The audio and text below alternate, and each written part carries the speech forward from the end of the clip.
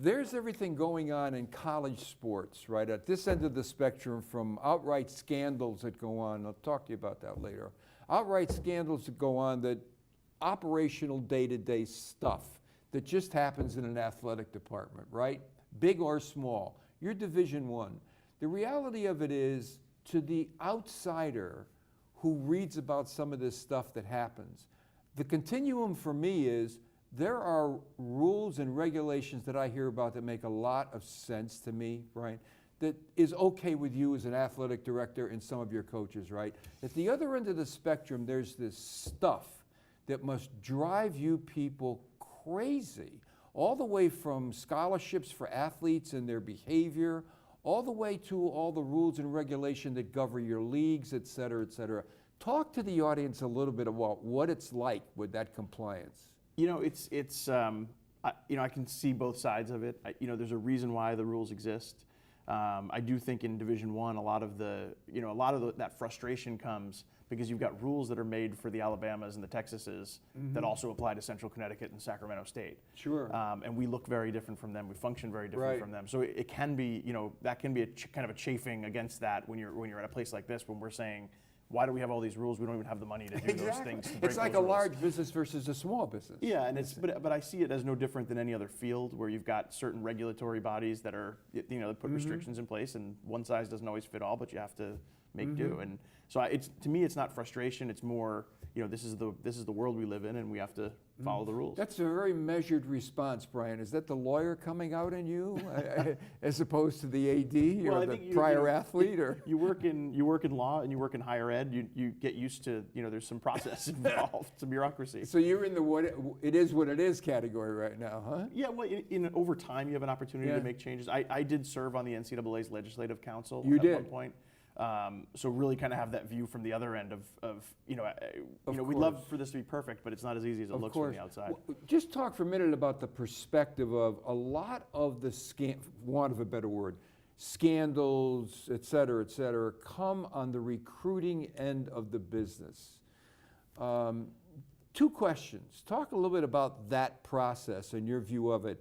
And the other thing is, do you think there's a lot of serious discussion that goes on, Brian, you know this more than I do, that's germane to, should we pay the athlete some stipend such that I'm not tracking this kid because somebody bought him a pair of shoes? Yeah, I hate to take too strong of a stance on that one because it is a hot button question. The one illustration that I come back to is, we've got, I don't know how many thousand student athletes nationally in Division I. Right.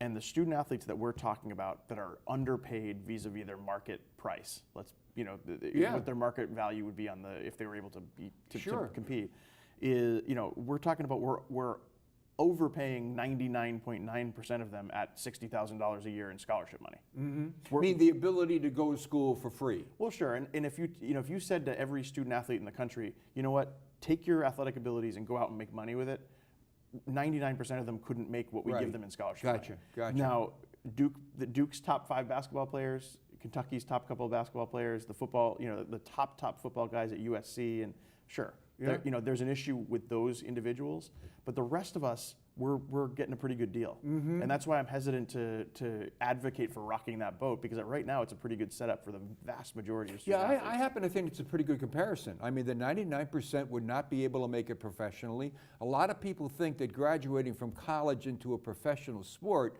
is not a problem. Actually, it is. Less than 1% of all the major college athletes that go to the NFL or the professional basketball leagues or baseball, it's very, very small. In the meantime, they're getting an education, is what you're saying. Yeah, and I do think there's probably some things we could do as an organization that would address that problem with that top 1% of athletes. Right. And where I see some room for improvement, and again, the devil's in the details. Right. Would be maybe allowing those student athletes to make money through endorsements, outside third-party endorsements, but still not get paid as a student athlete. I do think there's something to the amateur concept of I think you're right, Brian, but that's tough. Once you open that door, it's like if you and I had the time to discuss sports gambling.